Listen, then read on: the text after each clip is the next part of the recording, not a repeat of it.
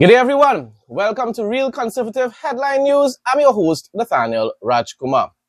Entrepreneurs in Tobago now have greater access to business guidance and support as the Tobago division of the Trinidad and Tobago Chamber of Industry and Commerce has launched a new program called Mentor Sessions. The initiative, which connects entrepreneurs with experienced business leaders, was unveiled on Thursday at the Chamber's Scarborough office. The Chamber's Tobago Division Chairman Curtis Williams stated that the launch of Mentor Sessions signifies the Tobago Division's commitment to being practical, impactful, and forward-thinking. August sale, 25% off. No more overheating phones. Cool your phones in seconds. Prevents damage to phones and battery issues. Better gaming experience and streaming. USB powered and fast charging. Lightweight and quiet. Ideal for kids and adults. Works with all smartphones. Makes a great gift. Enjoy free island-wide delivery. Call or WhatsApp 868-762-6589. Creating opportunities for young people in the agriculture sector is among the key changes farmers in Naparima want to see.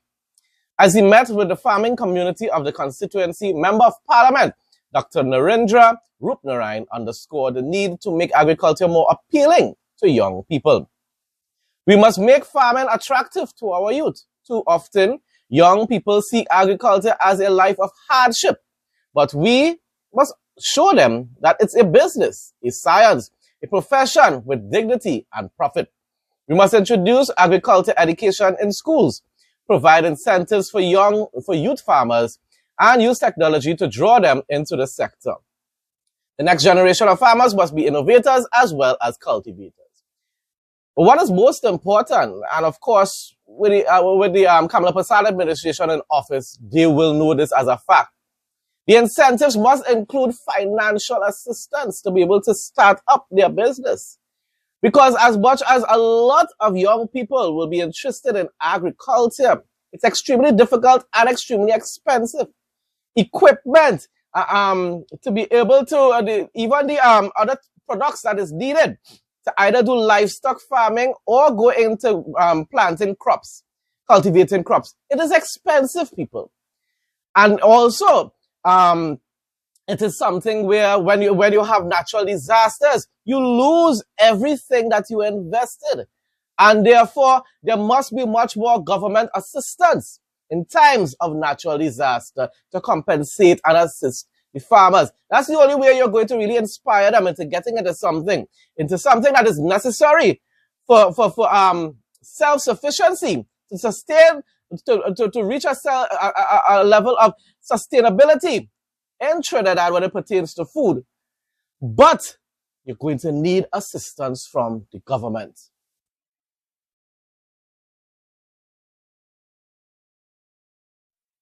You won't be disappointed with this one. Look and feel great every day. Painless trimming with no pulling of hair guaranteed.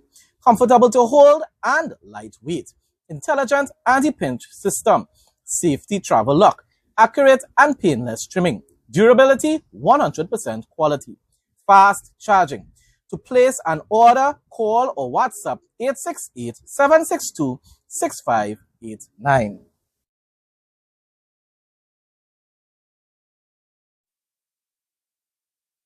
Senator, the Honorable Satyakama Maraj, Minister of Trade, Investment and Tourism, together with the Honorable David Lee, Minister of Housing, and Dr. Colin Gosain, MP, Parliamentary Secretary, met recently with Mr. Charles Chiang Sheng, founder and CEO of First Caribbean Marketing Company Limited. Discussions during this meeting centered on development opportunities at the Phoenix Park Industrial Complex. These engagements form part of the ministry's continued commitment to engage stakeholders and explore public-private sector opportunities for collaboration to drive investment, foster innovation, and strengthen Trinidad and Tobago's competitiveness on the regional and international stage. And of course, once the Kamala Prasad administration remains in office for another 5 years after this particular term, we are going to see Trinidad and Tobago take back its leadership role in the Caribbean. But it's going to take time. Right now, we are in recovery mode, and hopefully before the ending of this 5-year term, we should be back into the prosperity mode as well. Some news from Grenada, and yes, I'm continuing to expand my news reports. Grenada's Ministry of Finance reports that EC $627.7 million was collected in revenue and grants from January to June 2025. While this exceeded the ministry's target of 622 million EC, it fell short of the EC 740.3 billion collected during the same period in 2024, representing a reduction of EC 112.6 million year on year. But of course, it seems as though they already anticipated that it was going to be a slower, productive year in 2025. So even though there is a significant reduction, I guess, as I said before, it was anticipated that it would take place. If your idea of paradise is white sand beaches, lush tropical rainforests, and all year round sunshine, then Grenada might just be the island destination for you. Tucked between Venezuela and Trinidad and Tobago, the Spice Island is a blend of natural beauty, colonial history, and warm hospitality, and is one of the Caribbean's best kept secrets, though perhaps not for long. And of course, if you want to assist in Grenada generating a higher revenue, annual revenue, then go visit Grenada, because they are a tourist, a country that depends on tourism for foreign revenue.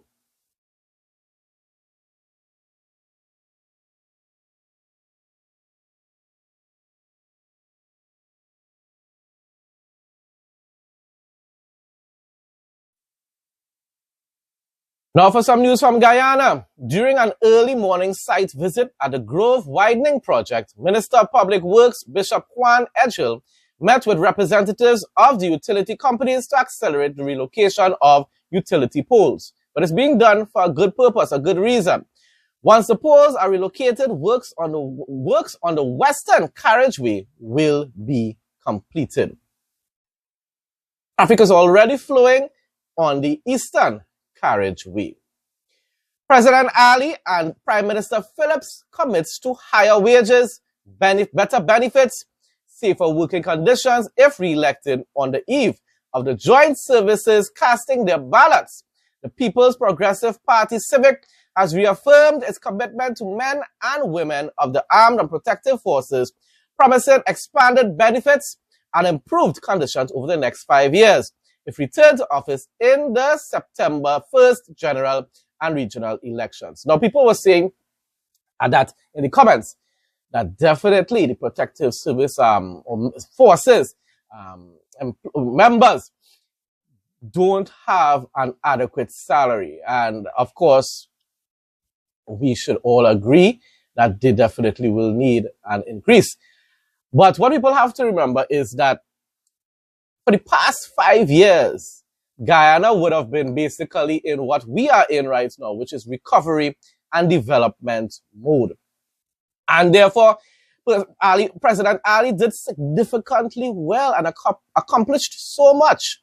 And we are talking about infrastructure-wise and also in boosting, in stimulating Guyana's economy. Now, of course, you have to take into consideration, yes, they are now depending on the oil industry in order to allocate revenue, to generate foreign revenue.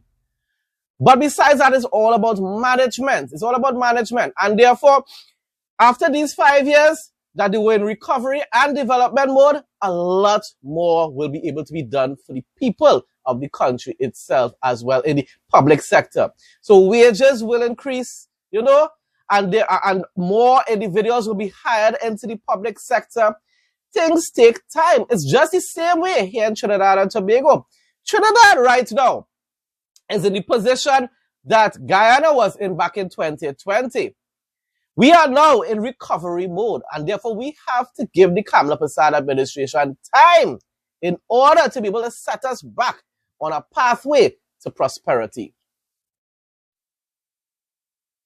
Residents of Kapoi Lake and Mission in Region 2 have expressed heartfelt gratitude to President Dr. Irfaan Ali and the government of Guyana following the distribution of 190 black water tanks, fulfilling a commitment made earlier this year at the National Tushaus Conference.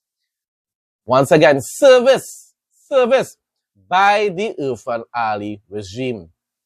Residents of Skyland, a small community in the Moruca sub-region, Region 1, are celebrating a major step forward in their quality of life following the commissioning of a new water supply system on Monday. Water is life, people. Water tanks, water supply, water in general is life. We need that even more than food. I'm not saying we don't need food, but we need water to survive. And we need water to cook as well and to clean and so forth. It's all about hygiene and food. President Dr. Irfaan Ali on Wednesday evening told residents of Black Bush Polder that a new urban area will be developed in Molson Creek as he touted the People's Progressive Party's plan for the next 5 years, which he said will trigger the return of citizens from Suriname and other countries, maybe like even Trinidad as well. And of course, with having that new urban area, it will stimulate the economy in that particular area as well. Because why? You'll be able to, it will have a lot more businesses opening, and people from even from other parts of Guyana and from foreign will be investing. Do not make the mistake of going and voting for another political party that you are not sure will keep you on this path to prosperity. Now for some news from Jamaica. A new chapter of protection and support has opened for Jamaica's creative community, as the first set of entertainers and creatives have received their health insurance cards under the Jamaica Entertainers and Creatives Insurance Plan. The initiative, introduced through a partnership between the Ministry of Culture, Gender, Entertainment and Support and Guardian Life Limited, provides health coverage for practitioners who are often outside of the traditional employment structure. Remember, they're basically self-employed. I mean, sometimes they might be under, certain promoters and whatever studios, but still, as they said, it is not the traditional form of employment. So definitely that is something positive there.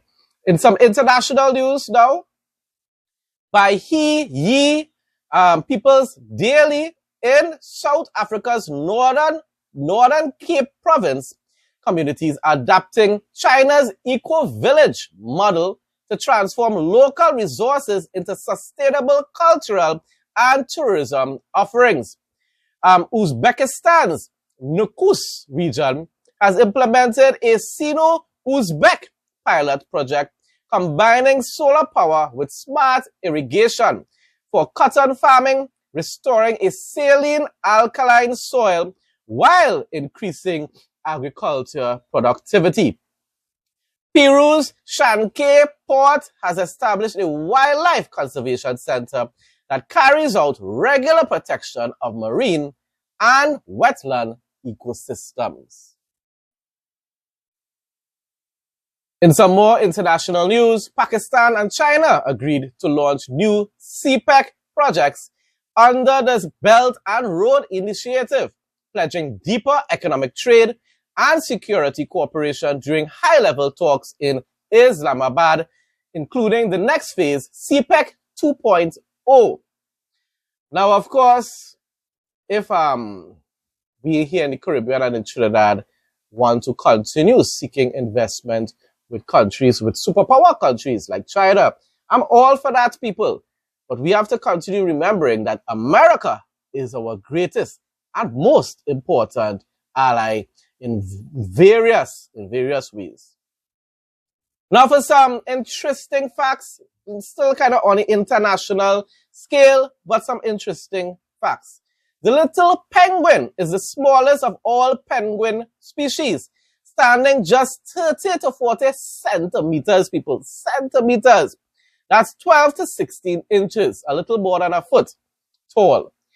Endemic to Australia and New Zealand, they are also the only nocturnal penguin species on land. Wow, so that means they're active in the nighttime, making them one of the most challenging to photograph. Well, does in nighttime.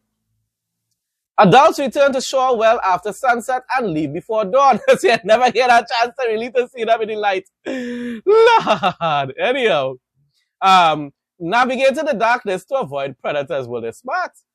In the incredible, the person said I had an incredible opportunity to photograph them during my recent visit to New Zealand. I think I took one of the pictures and I will have it in the intro of this news report. I try my best not to really take too much from National Geographic because, you know, they are obsessed with copyright. So I'm very careful with taking photos from National Geographic. With more than 28,500 miles of high-speed tracks and the world's fastest bullet train, China's impressive rail network is changing the way that people travel across the country. Whether you're visiting the Great Wall or marveling at the beautiful frozen sculptures in Harbin, these trains make crossing the country's huge landmass accessible and eco-friendly. I hope at some point in time Trinidad will reintroduce trains here as well. It was here before our independence, long before I was born, and I believe the idea that I believe Manning had, the rapid rail, yeah, nothing is wrong with it, you know. It's just that you have to make sure that you have the funding to be able to carry out such a huge and expensive, costly project. But yes, it's definitely something that we should consider.